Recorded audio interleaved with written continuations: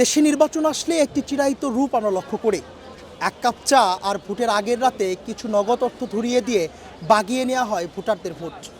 তেমনই অভিযোগ আছে জগন্নাথ বিশ্ববিদ্যালয়ে কেন্দ্রীয় ছাত্র সংসদ নির্বাচনে বিভিন্ন পদপ্রার্থীরা তারা উপঢৌকন, খাদ্য এবং নগদ অর্থের মাধ্যমে চালাচ্ছেন ভোট হাতিয়ে নেওয়ার চেষ্টা।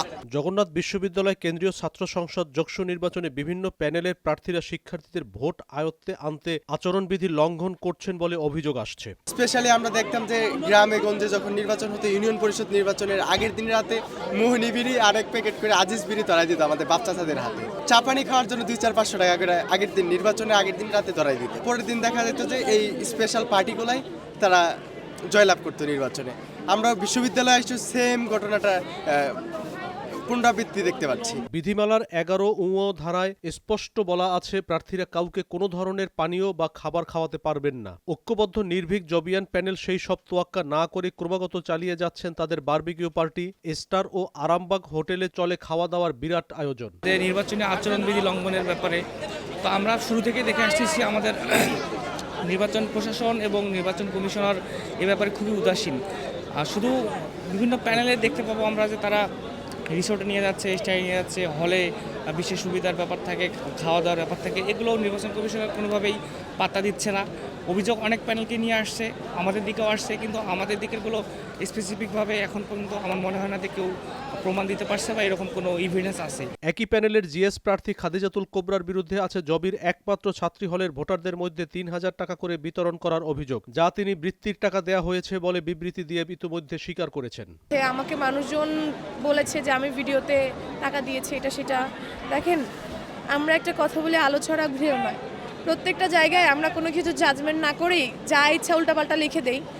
আর মেয়েদেরও প্রাইভেসির একটা ব্যাপার থাকে, যে আপু বা যে রুমে যে এইভাবে ভিডিওটা করছেন আসলে লজ্জাজনক। মেয়ে হয়ে মেয়েদের প্রাইভেসি আপনারা রাখেন নাই, এর থেকে লজ্জার আসলে কিছু হয় না। নর্মালি আমি পর্দা করি, আমাকে যদি 10 জন পুরুষ দেখে সেই দায়ভারটা কিন্তু আল্লাহ আপনাকে দেখতেছে। 300-350 মানুষকে বৃত্তিটা দিয়েছি। আমরা যদি টাকা দিয়ে বৃত্তিটা টাকা দিয়ে যদি ভোট কিনতাম তাহলে দেখেন আমরা সিগনেচারও নিতাম না। আমি লুকায়ে আমি আমার রুমে এইভাবে ওপেন হয়ে কাজগুলো করতাম না। অভিযোগ আছে ছাত্র শিবির সমর্থিত প্যানেল অদম্য জবিয়ান ঐক্যের বিরুদ্ধেও। জবির একমাত্র ছাত্রী হলে গত শনিবার রাতে শিক্ষার্থীদের জন্য খাবার দেওয়া হয়। আমরা পুরো নির্বাচন জুড়েই আমাদের জায়গা থেকে চেষ্টা করেছি নির্বাচনের বিধিমালা নীতিমালা যেটা আছে সেটাকে সর্বোচ্চ অনুসরণ করা।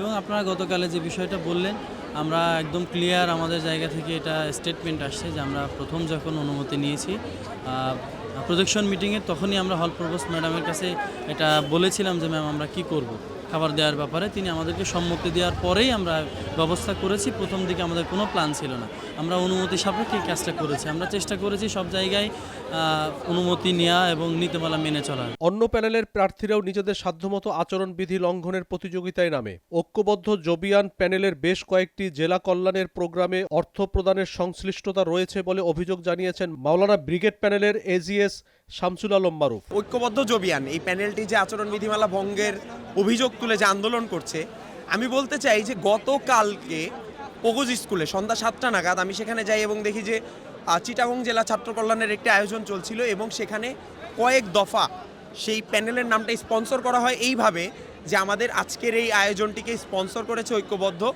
জবিয়ান প্যানেল। এই কথাটি বেশ কয়েকবার মেনশন করা হয়। সেই জায়গা থেকে আমি মনে করি যে তারাও আসলে খুব বেশি মুক্ত না। কয়েকদিন আগে প্যানেলটি বাংলাদেশ জাতীয় দল ফুটবলের অধিনায়ক জামাল ভুঁইয়াকে দিয়ে ক্যাম্পাসে এনে প্রচারণা করেছেন, যা নীতিমালার 6 ধারা মতে আচরণবিধির লঙ্ঘন। আমাদের নামে যে অভিযোগটা দেওয়া হয়েছে আমরা বারবিকিউ করেছি, এটা আসলে টোটালি অসত্য। আমাদের তরফ থেকে কোনো ধরনের কোনো বারবিকিউ পার্টি আয়োজন করা হয় নাই। আর একটা কথা বললেন যে জামাল ভুঁইয়াকে আমরা নিয়ে এসেছিলাম, আসলে জামাল ভুঁইয়া কোনো ক্যাম্পেইনের জন্য আসে নাই। সে জগন্নাথ বিশ্ববিদ্যালয়ে অনেক আগে থেকেই আসতে চেয়েছিল, তো সোহানের মাধ্যমে সে এসেছে।